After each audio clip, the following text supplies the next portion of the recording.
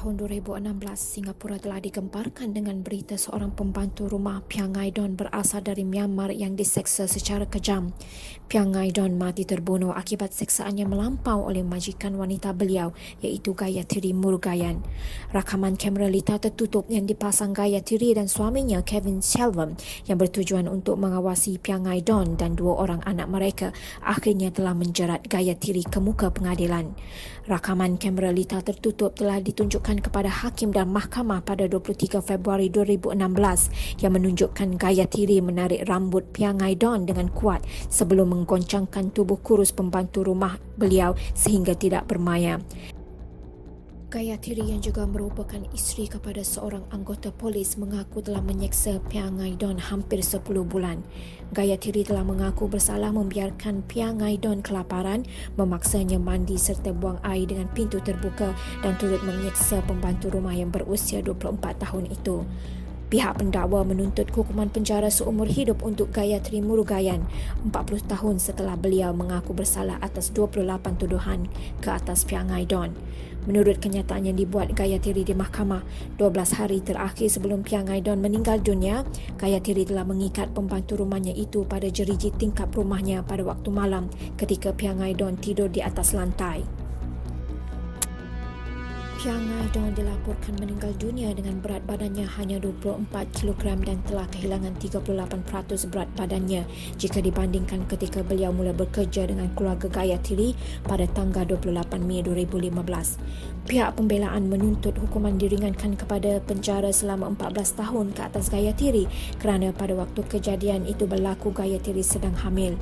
Hal ini menyebabkan emosinya terganggu dan mengalami kemurungan. Gayatri juga tidak berpuas hati dengan kerja yang dilakukan oleh Peangai Don serta bukan seorang yang pembersih selain makan banyak. Rakaman kamera litar tertutup yang lain juga menunjukkan Gayatri menuangkan air yang sejuk ke atas Peangai Don lalu menampar, menumbuk, menendang dan menghentak Peangai Don ke lantai. Gayatri juga memukul Peangai Don dengan benda keras seperti botol plastik atau senduk logam, mencucuk badan dengan besi panas dan mencekik Peangai Don.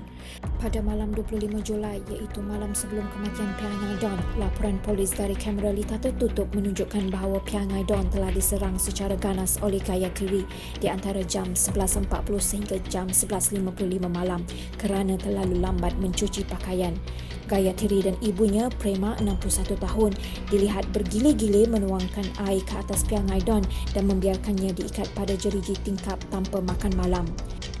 Pada pukul 4.55 pagi, Gayatri dilihat terakam menendang dan memijak kepala Peangai Don berulang-ulang kali. Beliau juga dilihat menarik rambut secara ke belakang dengan kuat serta beberapa kali dilihat mencekik pembantu rumahnya itu. Keesokan paginya pada jam 7.30 pagi, Peangai Don didapati tidak memberi sebarang tindak balas. Pada waktu itu, Shelvam suami Gayatri sudah keluar bekerja. Akibat berasa takut dan panik, Prema, ibu Gayatri menyuruhnya memanggil doktor.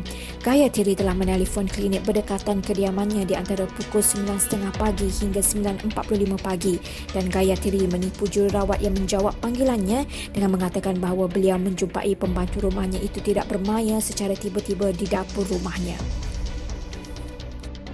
Dr. Grace Kwan yang merupakan doktor yang bertugas di klinik pada ketika itu melalui jururawat yang menjawab panggilan Gayatri telah menggesa Gayatri untuk menelefon ambulan tetapi Gayatri bertegas mahukan Dr. Kwan datang ke rumahnya untuk membuat rawatan. Ketika menunggu kedatangan doktor, Gayatri dan ibunya dilihat terakam menukar pakaian Peangai Don yang basah dan meletakkannya di atas sofa di ruang tamu. Ketika Dr. Kwan tiba di rumah Gayatri kira-kira pukul 10.50 pagi, dia memberitahu kedua wanita itu bahawa pembantu rumahnya itu sudah meninggal dunia. Tetapi Gayatri dan ibunya menunjukkan ekspresi terkejut dan berbohong bahawa Peangai Don masih lagi hidup beberapa minit yang lalu. Dr. Kwan meyakinkan kedua wanita tersebut untuk membuat laporan polis tetapi Gayatri meminta untuk membuat panggilan kepada suaminya terlebih dahulu. Dr. Kwan juga telah mengesyaki bahawa Peangai Don telah dipukul namun hal itu dinafikan sekeras-kerasnya oleh Gayatri dan Prema. Dr. Kwan telah memanggil ambulans dan paramedik tiba kira-kira pukul 11.30 pagi serta sekali lagi mengesahkan Peangai Don telah meninggal dunia. Laporan autopsi mendapati terdapat 31 bekas luka-luka baru dan 47 kecederaan luaran di seluruh badan Peangai Don. Akibat dicekik berulang kali, Peangai Don telah kekurangan oksigen ke otak dan telah menyebabkan kematian.